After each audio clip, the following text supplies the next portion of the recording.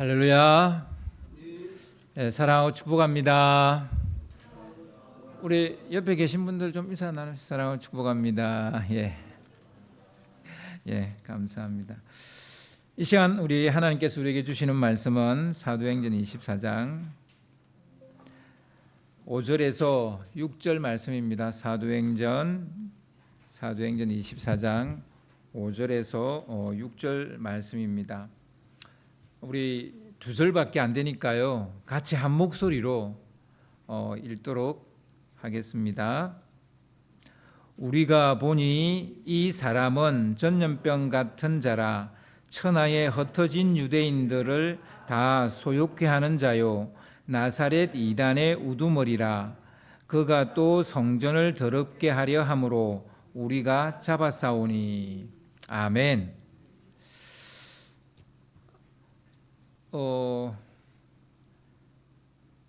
우리 얼마 전에 박신정 권사님이 제가 이제 우리 교회 여기 이전하고 이후로 당신이 이제 자녀 방문차 미국에 가신 것 외에는 거의 이제 예배를 빠진 적이 없다 이 얘기를 한번 하시더라고요. 저 가만 생각해 보니까 진짜 그런 것 같아요. 여러분, 제가 왜 이야기를 하냐면 우리가 교회에서 예배 드리는 게 이게 되게 당연한 것처럼 느껴지는데요. 그렇지 않아요. 아플 수도 있고 진짜 피치 못할 사정도 있고 우리 삶에는 생각지 못한 일들이 계속 일어나요. 그런데 이렇게 예배를 계속 드릴 수 있었다라고 이렇게 말씀하시는 거는 이게 참 은혜 가운데 살았다는 얘기예요. 그렇죠? 여러분, 이런 은혜가 있기를 바랍니다. 아멘. 오늘 난 어떤 모양의 사람인가라는 이런 제목으로 같이 말씀을 나누겠습니다. 어째서 사람이 그 모양인가? 우리는 가까운 지인이나 혹은 공인인 사람들에게 실망했을 때 종종 이런 말을 씁니다. 사람 그렇게 안 봤는데 영 못 쓰겠네 라는 말은 어째서 사람이 그 모양인가의 다른 버전이죠. 사람 그렇게 안 봤는데 영 못 쓰겠네. 보통 그 사람에 대한 기대치가 있었는데 거기에 미치지 못하면 한심해서 하는 소리죠. 그 사람이 한심해서. 이번에 이제 지금 나라가 지금 정신이 없죠. 이 계엄령을 두고 이제 천주교 사제들이 시국 선언을 할 때 윤석열 대통령을 두고 이 말을 했어요. 어째서 사람이 그 모양인가? 저는 천주교 사제들이 이 말을 하는 걸 보고 그 사이에 천주교의 시각이 바뀌었다라는 생각을 했었어요.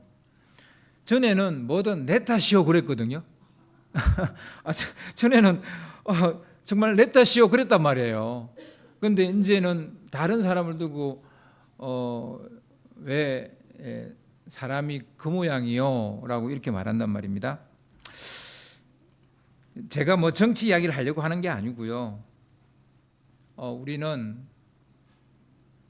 어떤 사람에 대해서 평가를 하고요. 심지어는 내 자신에 대해서도 평가한다고요. 그래서 어째서 사람이 그 모양인가 이 말에 대한 내 탓이요 버전이 뭐냐면 나는 도대체 왜 이 모양일까? 내 인생은 도대체 왜 이 모양일까? 남한테는 왜 사람이 그 모양이요라고 말하고 자기 자신한테는 나는 왜 이 모양인가? 이렇게 우리도 모르는 사이에 이렇게 말을 한다는 거예요. 자신에게 이렇게 말하는 것은 결국 자신에게 실망했기 때문이죠. 내 자신에게 실망했기 때문에. 이 말은 스스로가 자신에게 기대하는 바에 미치지 못했을 때 자책하는 말이기도 해요. 나를 자책할 때 나는 내 인생은 왜 이 모양이야? 한 발자국도 앞으로 나가지 못하고 제자리 걸음하는 자신의 모습이 한심해서 던지는 질문이기도 해요. 이 질문이잖아. 나는 왜 이 모양인가? 자신이 실망스러워서 던지는 자조적인 말이든 혹은 뼈저리게 후회하면서 가슴을 치는 자책의 말이든 아니면 자신이 한심해서 던지는 질문이든 간에 이유가 뭐든 간에 우리는 이 질문 앞에 설 때가 있는 거예요. 아니, 이런 말이 우리 입에서 불쑥 나올 때가 있어요. 왜 나는 이 모양이지? 또는 누군가로부터 생각지 못한 순간에 이런 말을 들을 수도 있어요. 왜 사람이 그 모양이야?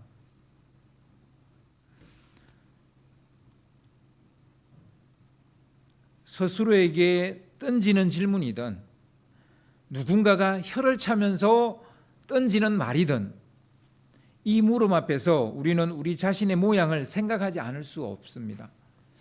여러분, 대통령한테 누군가가 이런 말을 한다고 해서 대통령에 대해서 우리가 어떤 사람이었을까라고 생각하는 것처럼 여러분, 이런 말이 공공연하게 우리 가운데 들려질 때 우리는 우리 자신에게 이런 질문을 던져봐야 된다는 거예요. 나는 어떤 모양을 하고 있는 사람인가? 그러니까 남에게만 그렇게 말할 게 아니라 나는 어떤 모양을 하고 있는 사람일까? 어떤 사람이 당신에게 어째서 사람이 그 모양이오라고 말한다면 이 말을 들은 당신은 당신에게 당신 자신에 대해서 어떻게 생각해요? 누군가 이 말을 하면 어떤 사람은 거울 유런이 작동을 해서 도대체 난 왜 이 모양일까라고 자신에게 질문을 던질 수 있을 거고요. 또 어떤 사람은 다들 왜 이 난리야? 내 모양이 어때서? 나를 못 잡아먹어서 안달이야? 이렇게 맞받아치는 사람도 있을 겁니다. 아마 전자를 두고 유리멘탈이라고 말할지도 모릅니다.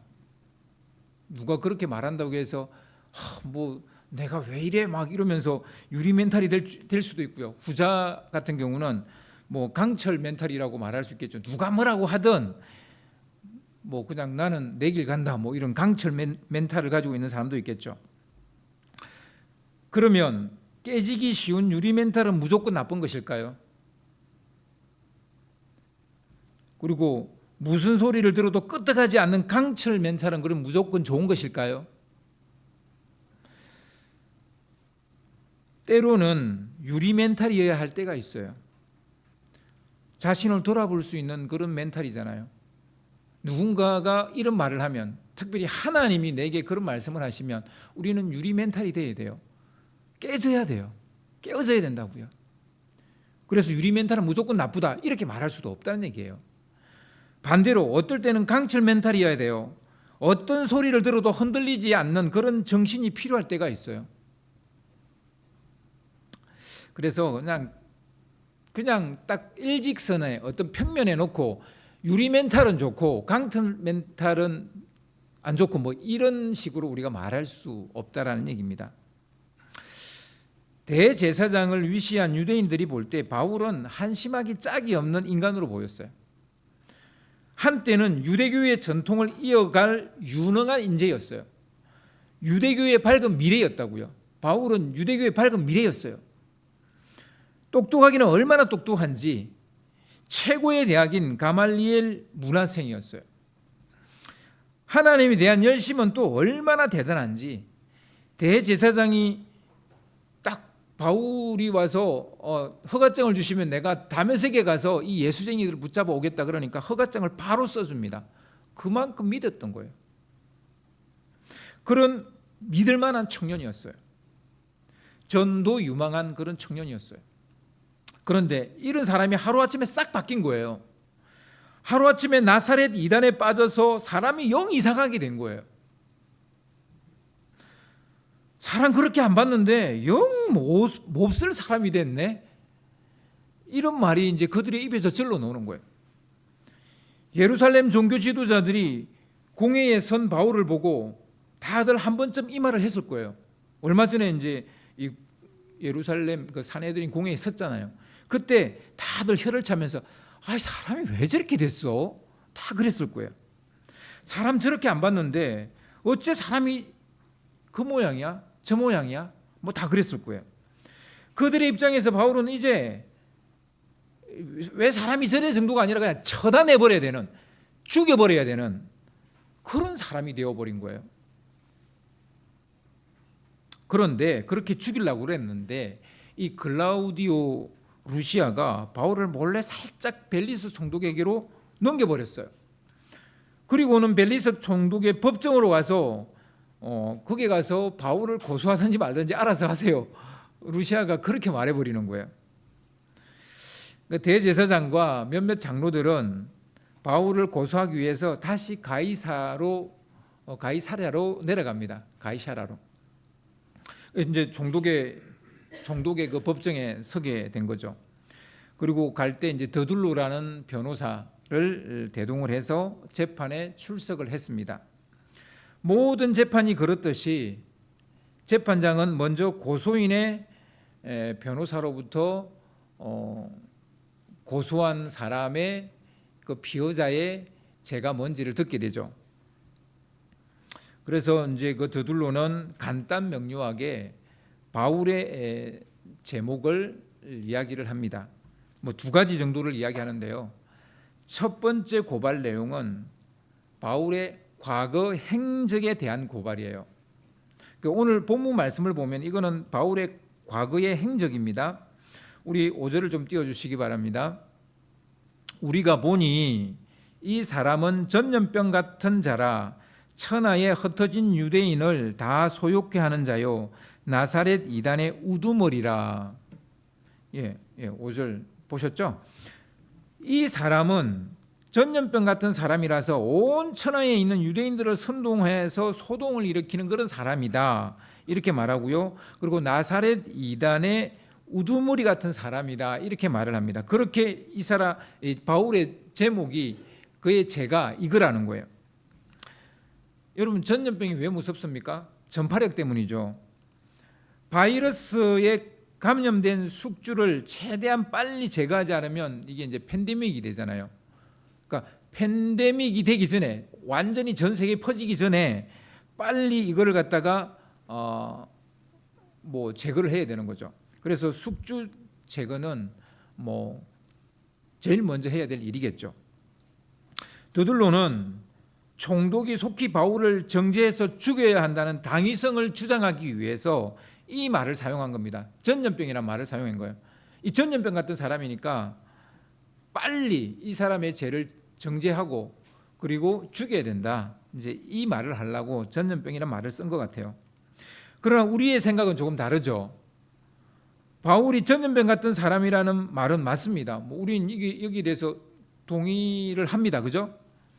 하지만 그가 전파하는 것이 복음이기 때문에 그를 제거자로 우리는 보지 않습니다. 기여자로 봅니다. 분명히 그는 전염병 같은 사람이 맞습니다. 그렇지만 제거자로는 보지 않습니다. 도리어 이 세상의 기여자로 보는 거죠. 그가 나사렛 예수를 따르는 사람 중에 가장 폭발적인 영향력을 가진 사람이라는 거, 그의 영향력이 굉장히 크다라는 말을 동의합니다. 그 말은 맞습니다.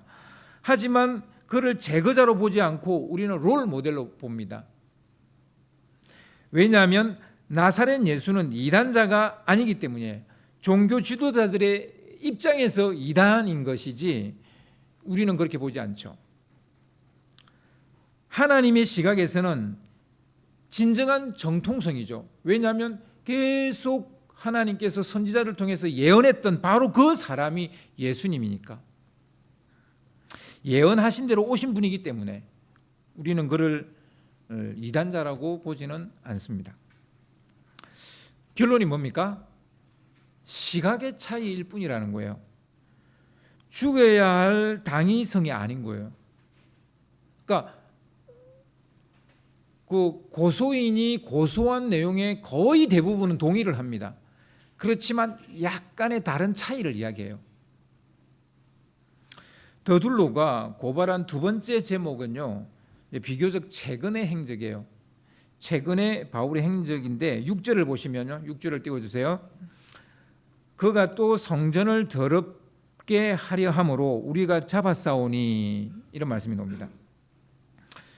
바울이 성전을 더럽히려 했다는 거예요. 바울이 이방인을 데리고 성전에 들어갔다고 그들은 주장합니다. 물론 이건 팩트 체크가 필요합니다. 팩트는 바울이 이방인을 데리고 성전에 가지 않았습니다. 이게 팩트예요. 근데 이건 고소자들이 100% 오해한 거예요. 그래서 이걸 죄라고 이야기하는데 오해에서 나온 제목이죠. 총독 벨리스는 피의자인 바울에게 고소인이 고소한 이 내용에 대해서 이제 변호할 기회를 줍니다. 그래서 오늘 그 말씀 다음에 나오는 내용인데요. 사도행전 24장 11절 이후를 보면 이제 바울이 자기 변호를 하는 내용이 나옵니다. 바울은 먼저 두 번째 고소 내용에 대해서 먼저 변호를 하게 되는데요. 자기는 예루살렘에 머문 지가 한 12일 정도 된다고 말합니다. 그리고 12일 동안 성전이나 회당이나 시중에서 그 누구와도 변론을 한 적이 없다라고 말합니다. 자기가 예루살렘에 있었던 것은 분명해요. 그리고 성전에 갔던 것도 분명해요. 회당에 갔던 것도 분명해요. 시중에 거닐고 다닌 것도 분명해요. 하지만 그 누구와도 변론을 한 적이 없다라고 말합니다. 그리고 무리를 소동케 한 적도 없다라고 말합니다. 아시아에서 온 유대인들이 바울이 이방인을 데리고 성전에 들어왔다라고 오해를 해서 생긴 일이라고 말합니다. 소동은 자기가 일으킨 게 아니라 오해를 한 저들이 사람들을 선동해서 자기를 잡으려고 소동을 일으켰다라고 말합니다. 그러니까 자기가 소동을 일으킨 게 아니라는 거예요. 정말 나를 고소하려면 이방인을 데리고 성전에 들어왔다고 말했던 그 유대인들을 총독각하께서 직접 그들로부터 바울이 이방인을 데리고 왔다는 것을 직접 들어야 됩니다라고 이야기를 합니다. 그게 아니라면 대제사장의 고소는 증거 없는 주장에 지나지 않는다라는 말이 되겠죠. 아시아에서 온 유대인들이 내가 예루살렘 공회에서 재판을 받을 때도 직접 나와서 나의 제목을 이야기했어야 되는데 그들은 오지 않았다라고 이야기합니다.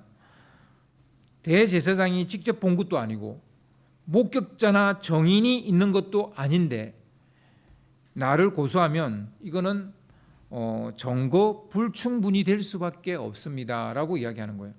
증거 불충분으로 이거는 내 죄가 성립이 안 된다 이렇게 이야기하는 거예요.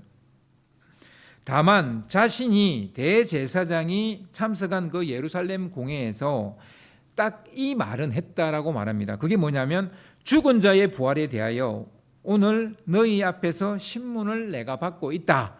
이 소리밖에 한 게 없다는 거예요. 만약 이걸로 고소한다면 내가 죽은 자의 부활이 있다라고 말해 그에 대해 이걸 가지고 고소를 한다면 유대인들 중에 바리새인들은 다 나처럼 고소를 당해야 되고 죽여야 된다는. 왜냐하면 바리새인들은 다 부활을 믿으니까. 결국 이 두 번째 고발 내용은 이거는 증거 불충분이에요. 증거 불충분으로 혐의 없음으로 공소가 기각되는 쪽으로 기울어져야 되는 거죠. 이제 드둘로가 첫 번째로 고발한 것에 대한 바울의 변호를 한번 살펴보겠습니다. 이제 고소인이 고발한 그 첫 번째 고발 내용, 그거는 이제 오늘 사도행전 24장 14절에서 16절 사이에 나오는 말씀인데요. 좀 띄워주세요. 제가 읽어드리겠습니다. 그러나 이것을 당신께 고백하리이다. 나는 그들이 이단이라 하는 도를 따라 조상의 하나님을 섬기고 율법과 선지자들의 글에 기록된 것을 다 믿으며 그들이 기다리는 바 하나님께 향한 소망을 나도 가졌으니 곧 의인과 악인의 부활이 있으리라 함이니이다. 이것으로 말미암아 나도 하나님과 사람에 대하여 항상 양심의 끄리낌이 없기를 힘쓰나이다. 그러니까 이제 두 번째 그 바울의 변호 내용인데요. 바울은 솔직하게 총독에게 그들이 말하는 이단이라고 말하는 그리스도를 따르는 사람이라고 말합니다. 법적 다툼에 이기려고 자신의 정체성을 숨기거나 말을 돌리지 않았어요. 혹은 애매한 말로 혼란스럽게 하지도 않았습니다. 바울은 너무나도 당당하게 그리스도교를 따라 우리 조상의 하나님을 섬기고 율법과 예언서에 기록된 모든 것을 믿는다고 말합니다. 나도 나를 고소한 저 사람들이 믿는 하나님을 믿습니다. 그들이 말하는 율법과 예언서도 다 나는 따르고 있습니다 라고 말합니다. 그리고 나를 고소하는 이 사람들과 마찬가지로 나는 하나님을 믿습니다 라고 말합니다. 뿐만 아니라 그들이 기다리는 바 선인과 악인이 다 부활하리라는 소망을 나도 가지고 있습니다 라고 말합니다. 그래서 하나님과 사람들 앞에 언제나 꺼리낌 없는 양심을 간직하려고 노력하고 살았습니다 라고 말합니다. 바울은 자신을 고소한 사람들과 똑같은 하나님을 믿는다고 말하고 있는 거예요. 다만 그리스도 안에서 하나님을 믿는다고 이 차이가 있는 거예요. 딱 하나. 저들과 다른 게 딱 하나 있는데 나는 그리스도를 따라 하나님을 믿는다 이렇게 말합니다. 이건 이단의 문제가 아니라 신앙 양심의 문제라고 약간 틀어서 지금 바울이 이야기하고 있는 거죠. 여러분 보세요. 이제 두 번째 고소한 거에 대한 변호를 들었습니다. 이 재판 누가 봐도 불기소 처분되어져야 됩니다. 바울에 대한 공소는 무혐의로 불기소 처분되어야 됩니다. 증거 불충분에다가 그리고 지금 그들이 말하는 것들에서 큰 차이가 없잖아요.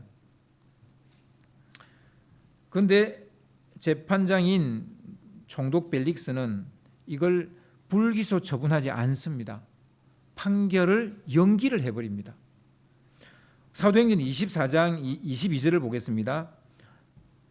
벨릭스가 이 도에 관한 것을 더 자세히 아는 고로, 그러니까 이제 이 도는 그 당시에 나사렛 예수를 따르는 사람들의 도를 말하는 거예요. 이 도에 관한 것을 벨릭스 총독이 이미 알고 있었어요. 알고 있는 고로 연기하여 이르되 천부장 루시아가 내려오거든 너의 일을 처결하리라 하고 그냥 연기해 버립니다. 근데 루시아는 가이사라로 오지 않았습니다. 그러니까 바울의 판결은 그냥 2년 동안 계속 연기되는 거예요. 바울은 2년 동안 가이사라 감옥에 그냥 갇혀 지냅니다. 물론 벨릭스는 그에게 자유를 주고 그 친구들이 그를 돌아보고 이런 것들을 금하지 않습니다. 왜냐하면 그는 피고인이 아니에요. 그냥 어떤 선고도 받지 않은 상태에 있는 겁니다. 그냥 잡아두기만 하는 거예요. 벨릭스가 이렇게 한 이유가 뭘까요? 분명히 죄도 드러나지 않았고 누가 봐도 불기소 처분해야 되는 상황인데 왜 풀어주지도 않고 그냥 계속 잡아뒀을까요? 2년 동안.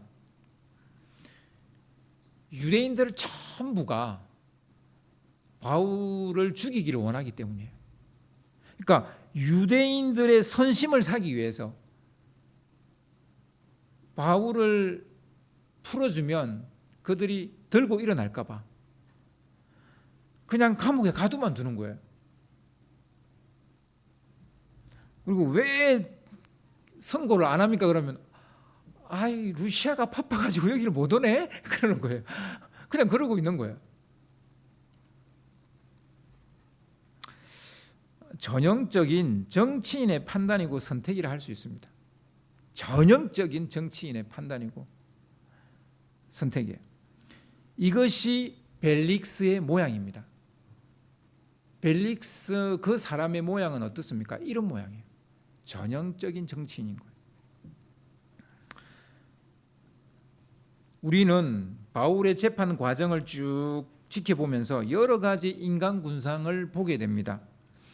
천부장의 인간상이 있고요. 대제사장과 종교 지도자들의 인간상이 있고요.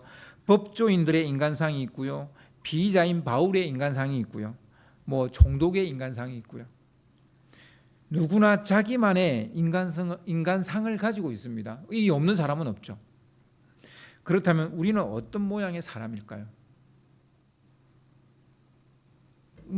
성경에 나오는 사람은 그렇더라. 근데 나는 어떤 모양을 하고 사는 사람입니까? 중요한 건 누가 어떤 상이냐가 중요하지 않잖아요. 중요한 건 나잖아요. 나는 어떤 사람이냐? 나는 어떤 모양을 하고 사는 사람이냐라는 거예요. 바울은 전염병 같은 사람이었습니다. 나사렛 이단의 수괴였습니다. 어딜 가도 적들을 만드는 사람입니다. 이런 군상이 마음에 들 수도 있고 그렇지 않을 수도 있어요. 하지만 예수를 믿으려면 이렇게 믿어야 한다는 것을 우리는 부인할 수 없는 거죠. 적어도 자기 양심에 끄리낌이 없는 신앙인이 되어야 되겠죠. 우리는 바울이 고소당하는 것을 보면서 바울의 정체성을 명확하게 볼 수 있게 됩니다. 사람들은 바울이 180도 바뀌었다고 생각합니다. 전에는 저런 사람이 아니었는데 왜 저렇게 됐지? 180도 바뀌었다고 생각을 해요. 그러나 바울은 지금 바울의 변론을 들어보면 어떻습니까? 바울이 어떤 식으로 변론합니까? 난 1도 정도 바뀐 사람이에요 라고 말하는 거예요. 다른 사람들은 다 저 사람이 180도 바뀌었다고 말하지만 바울은 난 한 1도 정도 바뀌었는데요. 난 당신들하고 크게 다르지 않은 사람인데요. 난 그냥 예수 안에서 하나님을 믿는 사람이고 그게 내 신앙 양심입니다. 이 얘기 빼고는 다 니네들하고 똑같다는 거예요.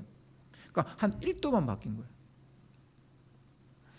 우리가 이 말에 우리가 정말 집중해야 됩니다. 많은 사람들이 새해가 되면 내가 좀 인생이 바뀌어야 된다라고 생각하기 때문에 뭔가 180도 바뀔 수 있는 뭔가를 찾고 싶어 해요. 그런데요, 우리가 바뀌지 못한 이유는 바로 이거예요. 180도 바뀌려고 하니까. 사실 바울도 1도만 바뀐 건데 이렇게 바뀌었어요. 1도만 각도를 바꾸도 인생이 달라지는 것이 바울이 우리에게 보여주는 겁니다. 실제로요, 그 20m 공기총 사격에서 이 조준 각도가 0.87도만 바뀌어도요, 그 탄착 지점의 그 표적 밖으로 이렇게 벗어나 버린다고 합니다. 그러니까 뭐 0.87이면 얼마 정도 각도예요? 뭐 전 잘 모르겠어요. 정말 미세하죠. 그런데도 그 표적에서 완전히 벗어난다는 거예요. 여러분 180도 바뀔 필요가 없습니다. 1도만 바꾸면 됩니다. 자신을 바라보는 생각의 속도, 그 각도를 조금만 바뀌어도 우리는 인생이 달라질 수 있습니다. 그런데 우리는 그 0.87도 못 바꾸고 그 1도도 못 바꾼다는 거예요. 좋은 쪽으로, 긍정적인 쪽으로 조금만 생각을 바꾸면 다른 세상이 열립니다.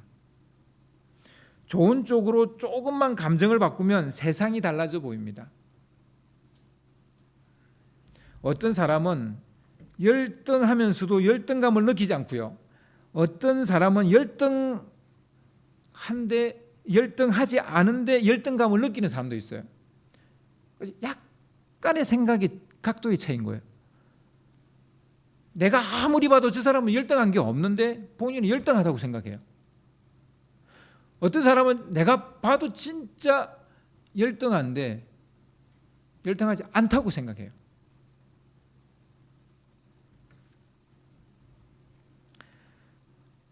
(99개를) 가지고 있으면서도 1개가 부족하다고 불만인 사람이 있고요. 1개만 갖고도 감사하는 마음을 가지고 살아가는 사람도 있습니다. 사람은 왜 비슷한 상황에서도 다르게 느끼고 다르게 생각하고 다르게 행동하고 다른 인생이 되어지는 걸까요? 여러분 180도 바뀌어서 다른 인생이 되는 게 아니라니까요. 다 그 조그만 각도 차이예요.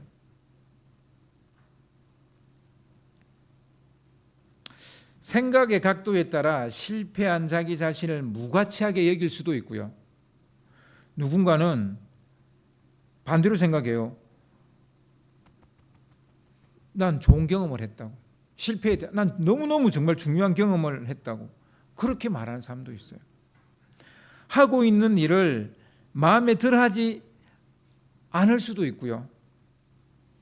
그리고 자기 생긴 것에 대해서 나는 왜 이렇게 내 모양이 왜 이래? 이렇게 말하는 사람이 있고요. 어떤 사람은 자기가 하고 있는 일이 진짜 별것 아닌데 너무너무 좋아하는 거예요. 그리고 자기 생긴 것도 내가 볼 때 뭐 그렇게 뭐 앞에 내세울 정도 얼굴은 아닌데 어딜 가도 앞에 나가요. 이런 사람도 있어요. 이건 생각의 약간의 각도의 차이인 거예요.